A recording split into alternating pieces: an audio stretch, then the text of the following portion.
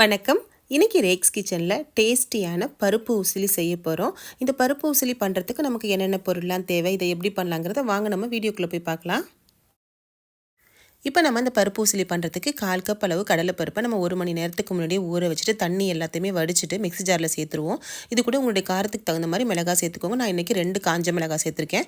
1 teaspoon ஜீரகம், தேவைக்கேற்ப உப்பு சேர்த்துக்கிட்டு 1/2 டீஸ்பூன் அளவுக்கு மஞ்சள் பொடியை சேர்த்துட்டு கொஞ்சம் கொரகொரப்பாகவே அரைச்சி எடுத்துக்கோங்க. ரொம்ப நைஸாக அரைக்க வேணாம். இந்த மாதிரி பக்குவத்தில் அரைச்சி எடுத்துட்டு இதை வந்து இட்லி தட்டில் லைட்டாக எண்ணெயை தடவிட்டு சின்ன சின்ன பீஸாக இந்த மாதிரி வடை மாதிரி நம்ம தட்டிட்டு இதை வேக வச்சு எடுத்துக்கலாம். இந்த மாதிரி சின்ன சின்ன பீஸாக நம்ம தட்டி வைக்கிறப்ப சீக்கிரமே நமக்கு வந்து வெந்து வந்துடும். இப்போ நம்ம இட்லி பானையில் வந்து வச்சாச்சு. நம்ம இந்த கடலைப்பருப்பு வேகிறதுக்கு நமக்கு 5லேருந்து 7 நிமிஷம் இருந்தால் போதும் நமக்கு வந்து வெந்து வந்துடும். இப்போ நம்ம வந்து பீன்ஸை வந்து தாளிச்சிடலாம். அதுக்காக பாத்திரத்தில் 2 டீஸ்பூன் அளவுக்கு எண்ணெயை சேர்த்துக்குவோம்.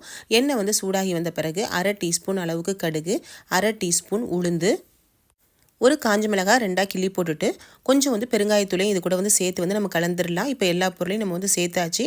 இப்போ பொடியாக கட் பண்ணி வச்ச ஒரு 1/4 கிலோ பீன்ஸ் வந்து பொடியாக கட் பண்ணி எடுத்து வச்சுருக்கேன். இந்த பீன்ஸை நம்ம இது கூட சேர்த்து நம்ம வந்து வதக்கிக்கலாம். பீன்ஸை நம்ம இந்த மாதிரி பொடியாக கட் பண்ணி சேர்த்து செய்கிறப்ப தான் அதோட டேஸ்ட்டும் நல்லாயிருக்கும். நமக்கு பார்க்குறதுக்கு நம்ம வந்து இந்த பருப்பு கூட சேர்த்து சாப்பிட்றப்ப நமக்கு வந்து நல்லாயிருக்கும். அதனால் பொடியாகவே கட் பண்ணி நீங்கள் வந்து சேர்த்துக்கோங்க. இப்போ பீன்ஸை வதக்கிறப்ப எந்த அளவுக்கு உப்பு தேவையோ அந்த அளவுக்கு உப்பையும் சேர்த்துட்டு ஒரு 1/2 கப் அளவுக்கு மட்டும் நம்ம வந்து தண்ணியை வந்து சேர்த்துக்கலாம். 1/2 கப் தண்ணியை சேர்த்தாச்சு. இப்போ நம்ம ஒரு மூடியை போட்டு பீன்ஸை வந்து நல்லா வேக வச்சு எடுத்துடலாம். இப்போ நம்ம வேக வச்ச பருப்பு வந்து நம்ம வந்து ரெடியாகி வந்துருச்சு. இதை நம்ம வந்து ஒரு மிக்ஸி ஜாரில் சேர்த்துட்டு ஒரு 2 தடவை மட்டும் பல்ஸ் மோடில் போட்டு எடுத்தோம் அப்படின்னா இந்த மாதிரி வந்து நல்லா கொஞ்சம் குறப்பாக பூ மாதிரி நமக்கு வந்து கிடச்சிரும். இதை எடுத்துகிட்டு நல்லா வெந்து போன பீன்ஸில் நம்ம வந்து சேர்த்துக்கலாம்.